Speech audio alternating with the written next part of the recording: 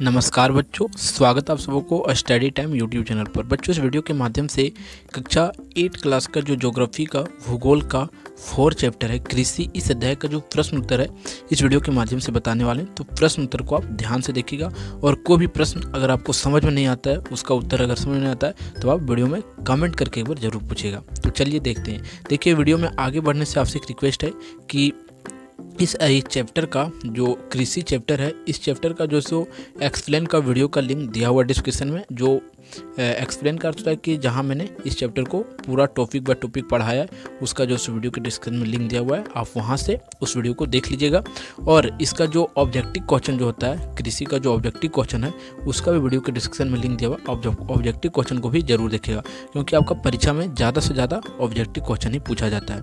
तो चलिए, आप इस वीडियो को देखने के बाद जो है सो ऑब्जेक्टिव क्वेश्चन वाले जो है सो जरूर देखिएगा, और इसका एक्सप्लेन वीडियो वाला है वो भी वीडियो को आप जरूर देखिएगा। तो देखिए, फर्स्ट प्रश्न क्या कहता है, जो कृषि का है, कहा जाता है रिक्त स्थानों को भरिए। ठीक है, कहा जाता है कृषि एक प्राथमिक क्रिया है। कृषि क्या हमारा एक प्राथमिक क्रिया है। ठीक है, अब अगला है, कहा जाता है भारत की कुल भूमि, भारत के पास जो कुल भूमि है उसमें से 51.09% कृषि योग है, यानी कि सीधा सीधा 52 जो सो हमारे पास क्या है, भारत में कृषि योग भूमि है।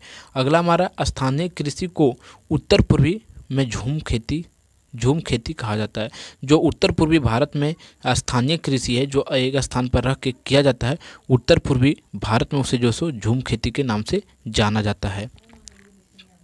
अब देखिए, अगला प्रश्न है, कहा जाता है चाय कॉफ़ी रबर, ये जो सो कौन सा खेती के अंदर आता है, ये तो जो सो बागान कृषि के फसल के अंदर आता है। ठीक है, और अगला है 5वां इसी का पार्ट है, चावल का सबसे बड़ा उत्पादक देश। चावल सबसे ज़्यादा कहाँ उत्पादन किया जाता है, तो चीन में सबसे अधिक चावल उत्पादन किया जाता है। अब अगला प्रश्न है, जो दूसरा प्रश्न जो है सो क्या है कि हमारा ऑब्जेक्टिव प्रश्न का तरह है। 4 विकल्प दिया गया आपके पास, 4 विकल्प में से आपको एक विकल्प जो सो चूज करना है कि कौन सा विकल्प सही और कौन सा गलत है। कहा जाता है सुनहरा रेशा के नाम से जाना जाता है। सुनहरा रेशा के नाम से जाना जाता है क्या, पटसन, और पटसन को जूट भी कहते हैं। ठीक है, अगला है कहवा का सबसे बड़ा उत्पादक देश, यानी कि कॉफ़ी सबसे ज़्यादा कहाँ उगाया जाता है, तो ब्राज़ील में सबसे ज़्यादा कॉफ़ी बनाया जाता है। भारत में चाय उत्पादन के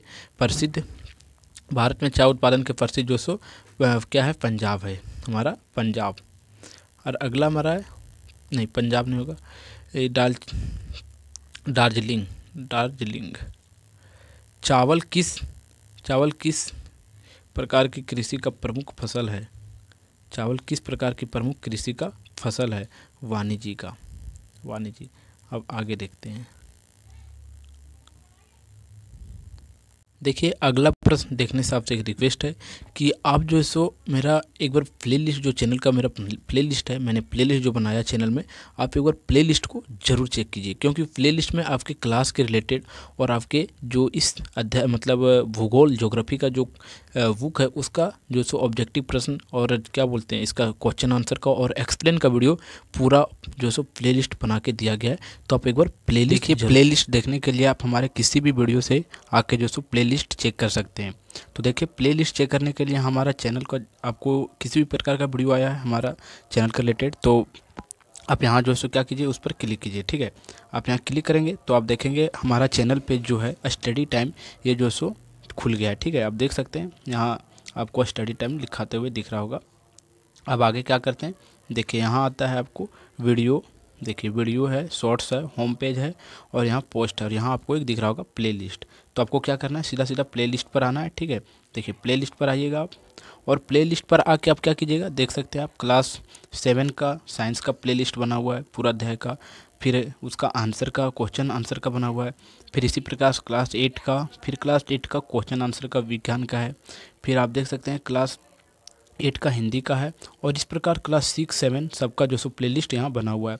और आप किसी भी प्लेलिस्ट को ओपन कीजिएगा, देखिए इस प्लेलिस्ट को ओपन करते हैं तो इसमें जो सो आपको पूरा सीरियल बाय सीरियल सभी अध्याय के जो सो वीडियो आपको मिलते चले जाएंगे। तो इस प्रकार यहाँ से आप अगर देखते आके तो आपको भी सुविधा होगा, और आपको कहीं और जाने का जो है सो ज़रूरत नहीं पड़ेगा और वीडियो में। ठीक है, तो आप देख सकते हैं ये क्लास 8 का साइंस का है, तो यहाँ से आप देख सकते हैं प्रश्न उत्तर का पूरा वीडियो जो है सो सीरीज बाय सीरीज यहाँ डला हुआ प्लेलिस्ट में, तो आप प्लेलिस्ट को आकर एक बार जरूर देखिएगा। अब देखिए आपने अगर प्लेलिस्ट चेक कर लिया है तब प्रश्न को आगे देखते हैं। कहा जाता है निम्नलिखित प्रश्न का उत्तर एक वाक्य में दीजिए। हमें प्रश्न का उत्तर जो सो एक वाक्य में देना है।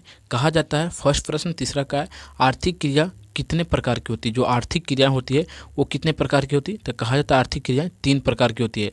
पहला प्राथमिक, दूसरा द्वितीय और तीसरा तृतीय क्रिया होता है। ठीक है, अब अगला देखते हैं, इसी का दूसरा पार्ट है।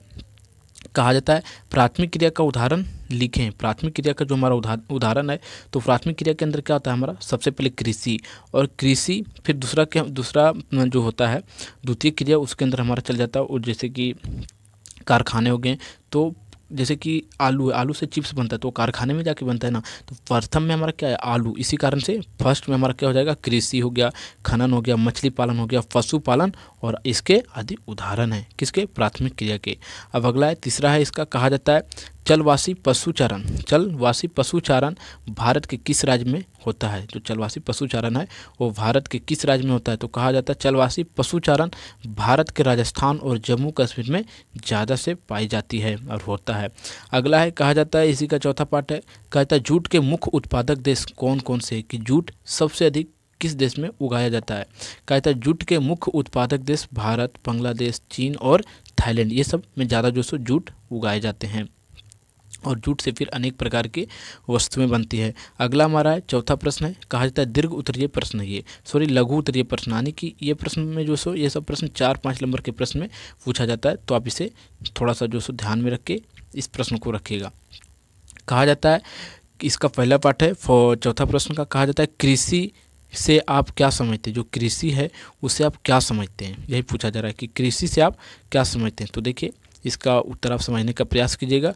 कहा जा रहा है कृषि भूमि पर फसल उगने, पशुधन पालने और अन्य उपयोगी चीज़ें जैसे कि फाइबर, दवाइयाँ और ऊर्जा पैदा करने का एक विज्ञान और एक वैश्विक है, और यह मानव जीवन को बनाए रखने और बढ़ाने के लिए खाद्य और अन्य संसाधनों का उत्पादन करने के संबंधित है। क्या जो हमारा कृषि से आप क्या समझते हैं, कृषि हमारा यही सब का क्या है, मुख्य उत्पादक है। अब अगला है, कहा जाता है जीवन निर्वाह कृषि और वाणिज्यिक कृषि में क्या अंतर है। देखिए जीवन निर्वाह कृषि क्या होता है कि उसमें व्यक्ति जो सो जीवन के निर्वाह करने लायक ही कृषि करते हैं। जैसे कि हमारे घर तरफ क्या होता है कि लोग ऐसे होते हैं कि अपने जो खेतों में कृषि करते हैं, फसल उगाते हैं, वो अपने खाने लायक ही करते हैं। लेकिन वाणिज्य में क्या होता है कि बहुत अधिक मात्रा में वह जो सो बहुत सारे खेतों में या बहुत सारे ज़मीन पर जो सो वह फसल उगाता है और उसे बेचता है, तो उसे वाणिज्यिक फसल कह देंगे। और इसमें अंतर स्पष्ट कीजिए। कहा जाता है जीवन निर्वाह कृषि और वाणिज्यिक कृषि के बीच मुख्य अंतर यह है कि जीवन निर्वाह कृषि का उद्देश्य किसान और उनके परिवारों की अपनी ज़रूरत को पूरा करने के लिए होता है, जबकि वाणिज्यिक कृषि का उद्देश्य बाजार में बेचने और लाभ कमाने के उद्देश्य से किया जाता है। कौन, वाणिज्यिक कृषि। ठीक है, और जिस प्रकार प्रश्न का क्वेश्चन का उत्तर लिखा है, आंसर लिखा है, आप उसी प्रकार जो सो अपना कॉपी में या परीक्षा में नोटबुक जो सो लिखते जाइएगा।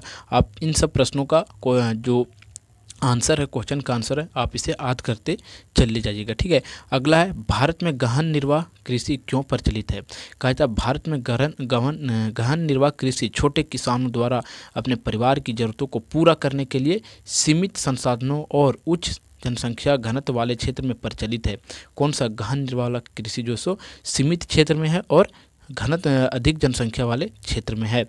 अगला है, कहा जाता है यह कृषि प्रणाली एक भूमि से अधिक उत्पादन प्राप्त करने पर केंद्रित है, और भले ही छोटे संसाधनों और पारंपरिक तकनीकों का उपयोग किया जाता है। किसमें, इसमें गहन निर्वाह कृषि में। ठीक है, इसमें जो सो पारंपरिक तरीके और जो सो तकनीकों का उपयोग किया जाता है।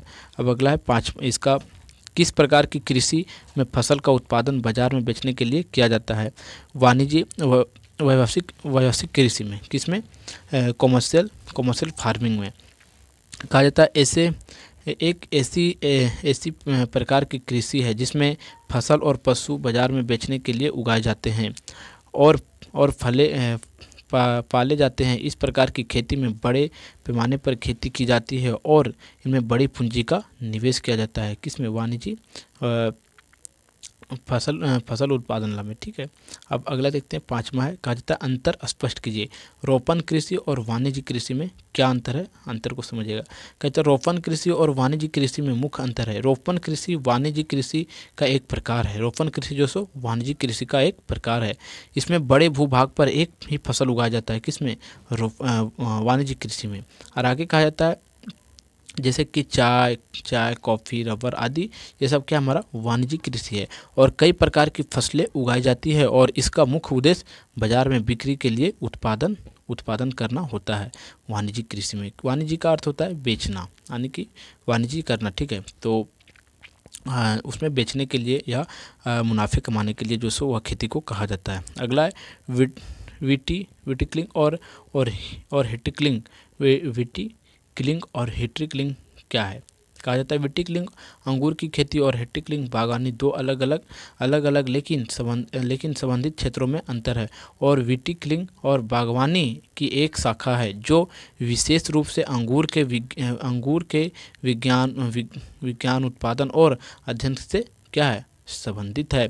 और आगे कहा था जब हार्टिकल्चर एवं व्यापारिक क्षेत्र है जो फूलों, फलों, सब्जियों और पौधों को उगाने और सुधारने और वयस्क रूप से संबंधित है, ये सब। ठीक है, अब अगला 6ठा प्रश्न, कहा जाता है कारण बताइए। रोपण कृषि एक प्रकार का वाणिज्यिक कृषि है। जो रोपण कृषि हमारा है एक प्रकार का क्या है, वाणिज्यिक कृषि है।